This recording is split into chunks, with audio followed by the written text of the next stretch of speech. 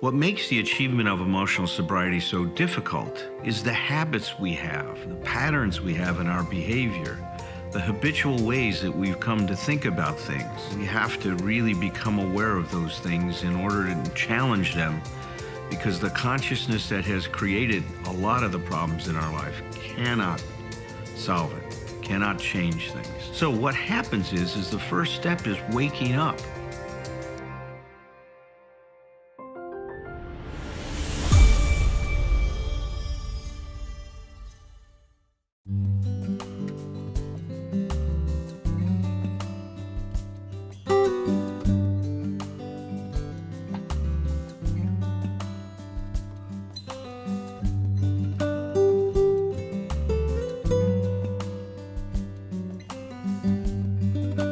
We are now on step 12, and we've been on step 12 for the last couple weeks.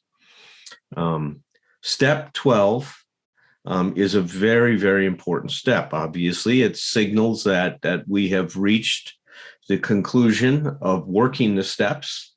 Not that we aren't going to continue to work them, but we've gone through them.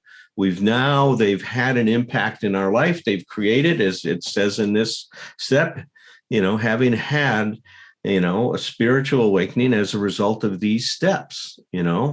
We tried to carry this message to alcoholics and to practice these principles in all our affairs. So I wanted to always put what's happening in step 12 in the context of what's happened before it. We talked a lot early on about that the steps all develop a charge and then a discharge. Step 1, we're powerless. Our life is unmanageable. In other words, in Thom's language, we're screwed. What the hell are we going to do? My God, I've messed up my life and I don't have any ability to put it back together. Well, that creates a charge, an existential crisis. And then 2 comes along and says, all right, there's hope.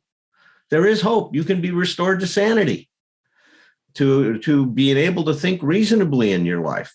Well, my goodness, we needed that, right? Because we're in this existential crisis. Now it's resolved, but now that builds up another charge. There's hope. How do I realize this hope?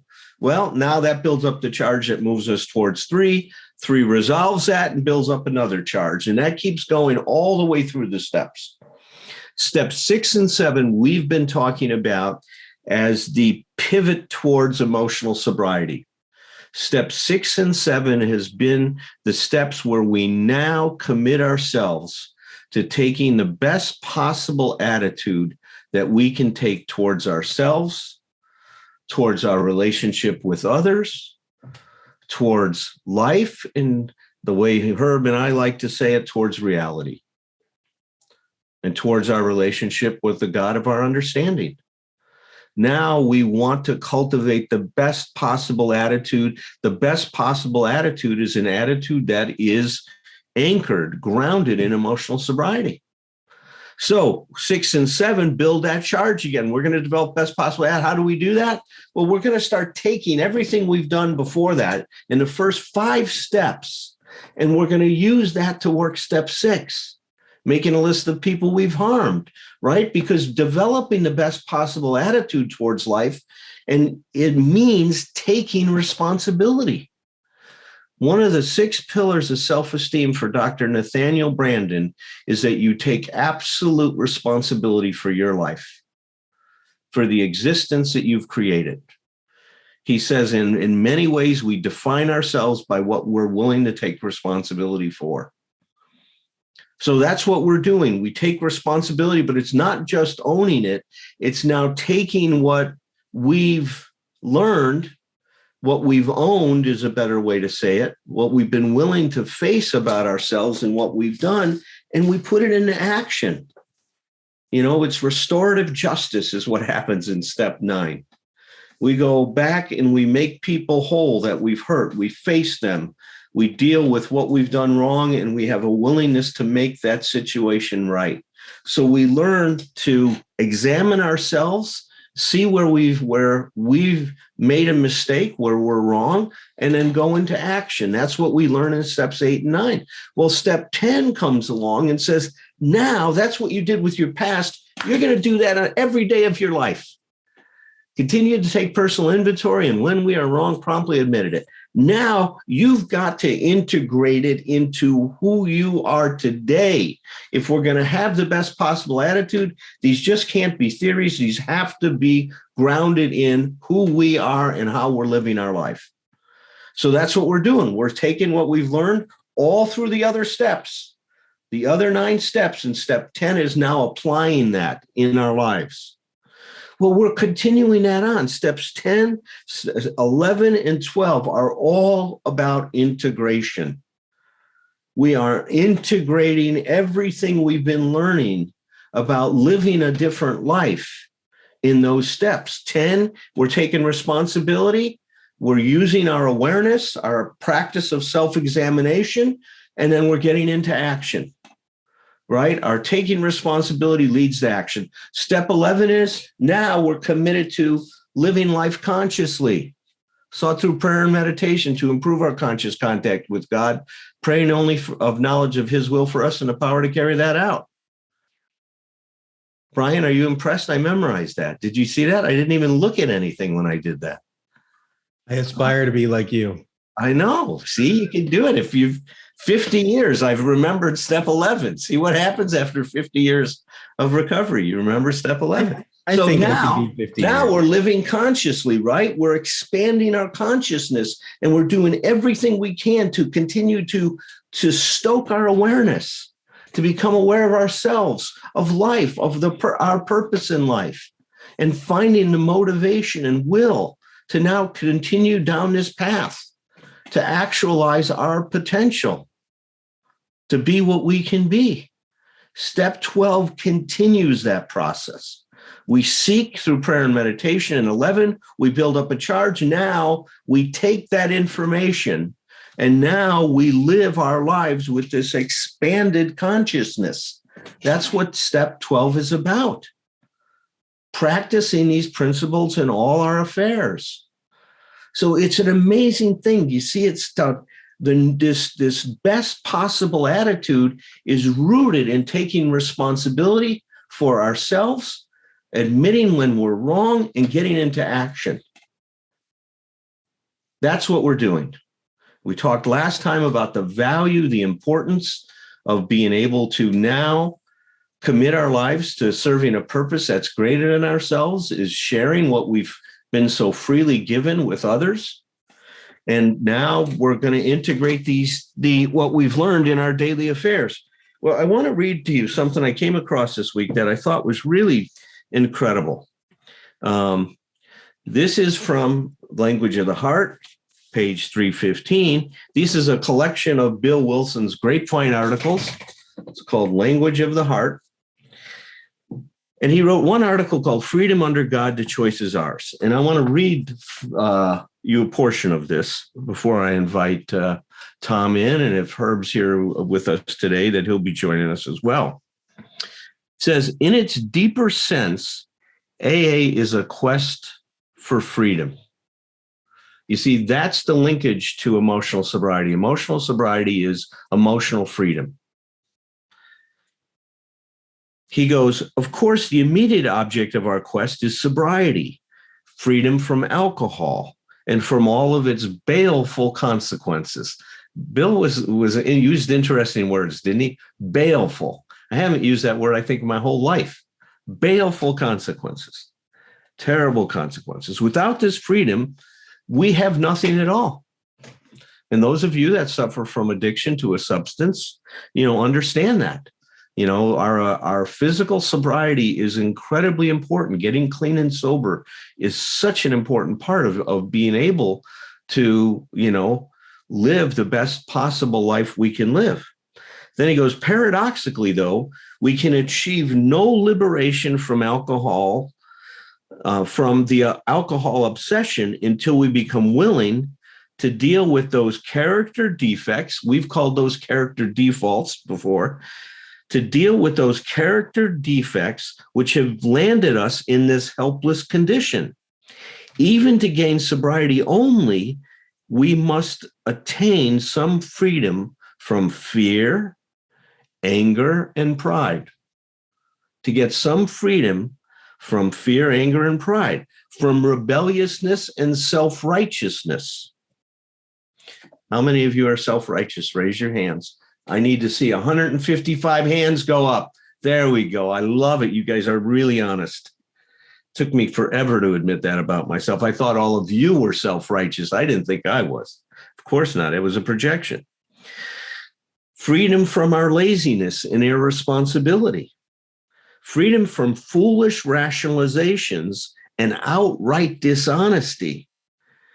Freedom from wrong dependencies. I'm going to say wrong emotional dependencies, and from destructive power driving, seeking power over, because that's one of the things that anxiety does, right? It gets us to try to control the conditions and people surrounding us. He goes on to say, in this freedom quest, we always have three choices. All right. If Vanna White was here, she would point to door number 1. Was that The Price is Right? You guys remember that? Was she on The Price is Right? Or do I have it right? No, Let's Make a Deal. Let's Make a Deal. It was Let's Make a Deal. Monty Hall. There we go. Let's Make a Deal. Wheels of Fortune. It was Wheels of Fortune. Oh, my God. See, I have it all backwards. See, I didn't watch many of those. So in this quest, we are always given three choices. Door number 1, a rebellious refusal to work upon our glaring defects. This can be a ticket to self-destruction. Of course, right? Is like not willing to look at this stuff and say, hey, I'm going to stay sober on steps 1 and 12. That's all I got to do. Right? And you've heard it. You've heard it in meetings. I've heard it in meetings a lot of times. Door number 2, we can stay sober with a minimum of self-improvement and settle ourselves into a comfortable but often dangerous mediocrity. Ooh, the dreaded mediocrity. The dreaded mediocrity. Door number 3. This is the door that I think most of us here have chosen, is that we can continuously try hard for those sterling qualities which can add up to a greatness of spirit and action. A greatness of spirit and action, true and lasting freedom. The freedom to make that choice. For most of us, this last choice is really ours. We must never be blinded by the futile philosophy that we are just the hapless victims of our inheritance, of our life experience and our surroundings, that these are the sole forces that can make a decision for us. He says, be careful. Don't let them make a decision. Don't let those forces make a decision. You make the decision. This is not the road to freedom. We have to believe that we can really choose. The work we've done getting to step 12 has helped free us from from the bondage of self that we talk about, from all of the ideas that we have about how things are supposed to be, how we're supposed to be, how life is supposed to be for us to be okay. And that's what this freedom looks like. Viktor Frankl, and I read some of his work to you last time, in Man's Search for Meaning, talked about there's a stimulus and a response. And there's a space between the stimulus and response. And he urges us all to live in that space, because in that space is we are going to find our power to choose. We're not going to be reactive. We're going to find our power to choose. In our power to choose lies our freedom. So you can see what's happening in steps 10, 11, and 12 is we are now using our awareness. We're using the consciousness that we've been cultivating to take appropriate action. To take appropriate action. We go from living a ready, fire, aim way of life to a ready, aim, fire way of life, a much more thoughtful and integrated way of life. Okay, so let me invite Thom in. And Herb, I don't know if I saw you join us tonight or not. If you're here, please come and join us. If not, then let us invite Brian into the room tonight. Herb, tonight we do have Brian. Brian, you're going to join us. You're going to be the discussant with Thom and I tonight. Well, and your face lit. He's getting bald. All right, Thom, what do you think of the direction? Here you go. This is going to be, I may be rather raw tonight. My brain has been busy today, or for the last few days. I've been traveling in different, I don't know if it's darker, but dimmer places, but I'm going to do my best to make this connect to what you're saying. And to tell you the truth, my head is going so much. There's so much going on in there. It was a little hard. It wasn't you. It was me. I was not able to track everything you were talking about. So this may not be completely connected.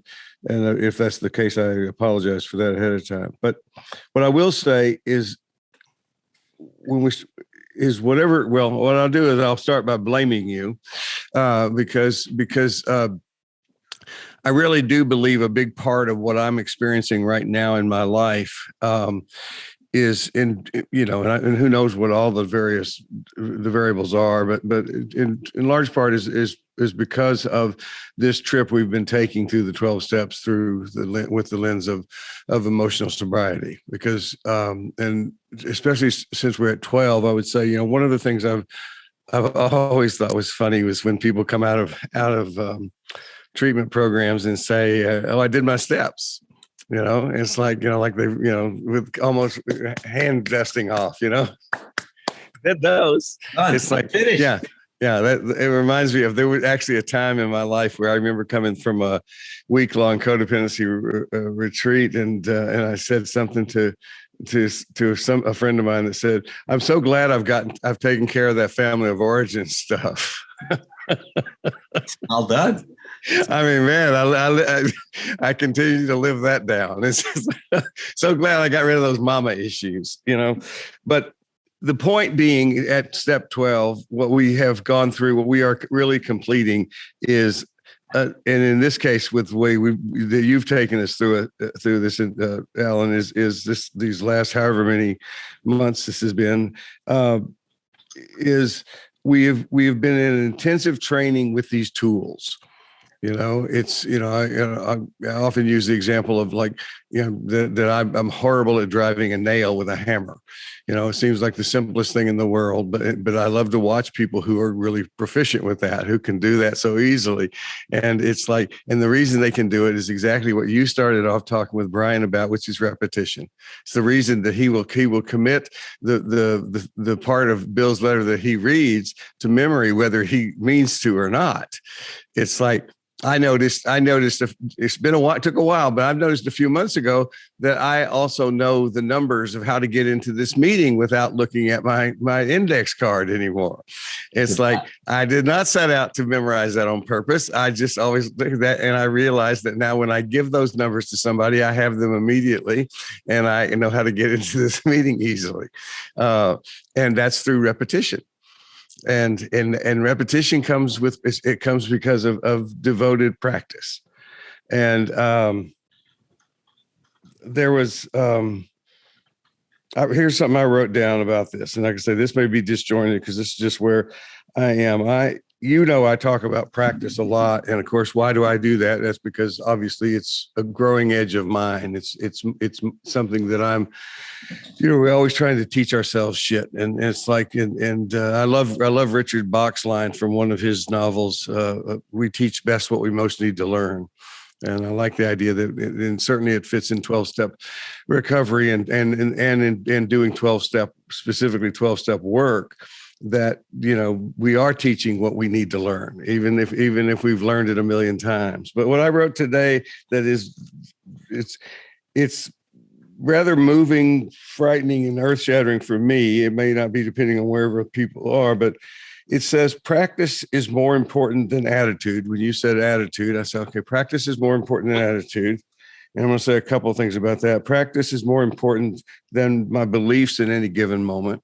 And these are always variable things. My attitude changes. It's all over the fucking place. Beliefs change. I have all these guys inside of me. There's parts of me that have the same dark beliefs about the nature of life and all of us and myself that I've always had. And I revisit those places, but practice is more important than that. And even recently through experience, practice is more important than medication. It's what I've realized is that the wonderful thing about medication for my depression has been that it has saved my ass in many ways. But one of the things about that is I've realized I've been spoiled because most of the time when it's working well, then it's propping me up so that I can do this work more easily. Not always easy, but more easily. But when it's not, it's like, I think then I have tended to shift back and try and think in terms of, I've got to get that fixed before I can proceed. I got to get that working again. I plan to get that working again. However, what I realized is I've been working so much on my daily practice we're talking simple things, get up at a certain time in the morning, do my meditations, do my readings, or just sit in front of the goddamn book, even if I'm not reading it, and other things that I do through the day, that my tough love voice has to say, you don't wait for anything. Whatever that practice is, you get up and you do it. And that's what your recovery is going to be. And lastly, I put my practice is not conditional. In other words, it's just not, I do it regardless of anything else. And my belief today, as I'm sitting here, is that I think the message I'm feeling is that will deliver me to a little bit farther down the road than I have been so far. Like I said, that's raw material. That's what my brain is doing right now. It's been working on very hard. And yeah. So Thanks, man. Mhm. Great. Thanks for listening. Brian. It's so funny. For the last couple of weeks, the phrase "developing the best attitude towards life, towards reality that I can" has been clanging around my head. And so it's meant a lot of different things to me. Right now, as soon as you said, Brian, you're going to be one of the discussants, this pang of deep anxiety strikes me in the chest and in the gut. And I'm like, oh. I was sitting with it for a second and I'm like, wow, what the hell is that? And what it is I think is this act of, I think it's an act of self-hatred that I have towards myself, that I have to show up a certain way to impress all of you, to be smart, to say something profound and all that. And I start like, oh, I have to do it. I have to show up so that I can, and to bring it back to the letter, I can get prestige, security, and the like. I can get people's positive feelings. I can look great and have all these amazing things happen because I shared so amazingly. So I start to put that pressure on myself. And tonight I caught myself. And as I'm saying this, my anxiety is calming because frankly, I know as much as I know, and I'm going to be able to contribute whatever I can contribute. And putting that kind of pressure on myself doesn't help at all. It's counterproductive, and it's just kind of mean.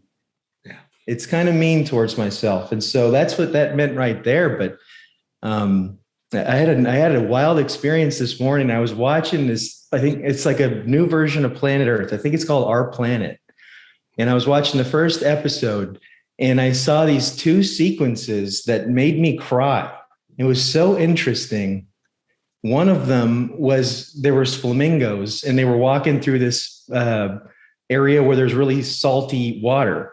And this one little flamingo was walking through the water and it had salt buildup on its ankles so much that it couldn't walk. And they didn't show it, but, all the little baby flamingos are all following, the adults to go to the watering hole. And this one is just trailing further and further behind. And it, I think it died, but they didn't show that. But I was watching it, and I was like, I would like rip my guts out. And the next sequence is with a bunch of wildebeests, and they have these wildebeests. They're all running in a herd. There's a bunch of babies, and this pack of wild African dogs pops out of nowhere and starts trying to get all the babies. And the parents were all protecting the calves, and the calves. There was this one in particular that the dingoes or the wild dogs were trying to get. And I could just see what to me, I imagined was this intense will to survive and fight to live. And it was just, it was such an intense scene. I was so struck by it. And so putting all this together, I developing the best attitude towards life as possible, and then bringing in the piece about Viktor Frankl, about kind of logotherapy and bringing in meaning and purpose. I had this wild experience of seeing all of these things happening to me. And instead of feeling them as terrible things, I'm unhappy, I'm sad, I'm feeling this way. What is the best attitude towards life that I can bring forward right now in this moment? And those scenes of those animals and all these other experiences have been giving me, they've been telling me things about myself and how I'm relating to the world and what's important to me. And that reframe, I feel so different today after seeing those videos. It's been a wild day. So anyways, that phrase has been so helpful for me in so many different ways, and it means so many different things, and it's constantly evolving. And I could keep going, but that feels about good. Well, right listen, there. You were describing that life force, right? That keeps moving us towards what we can be. And that's what we've recovered in our recovery as we talk about having had a spiritual awakening as a result of these steps. We are recovering our lost true self. That's what we're recovering here in this process. And it's incredible.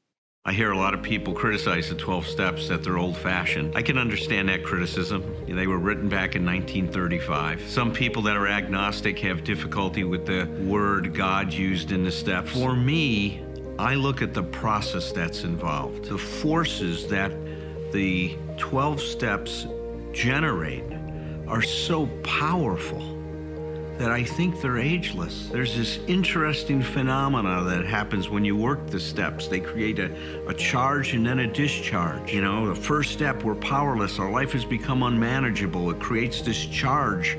We're in big trouble and we don't know what to do. And then step 2 comes along and it says we have hope. That charge, that existential crisis that we have is resolved. What's happening here is parallel to life. We charge ourselves when we breathe in. When we exhale, we discharge. That's the rhythm of life. And the way I love to think about the 12 steps, it's helping us get connected to the rhythm of life so we can learn how to show up in a good way.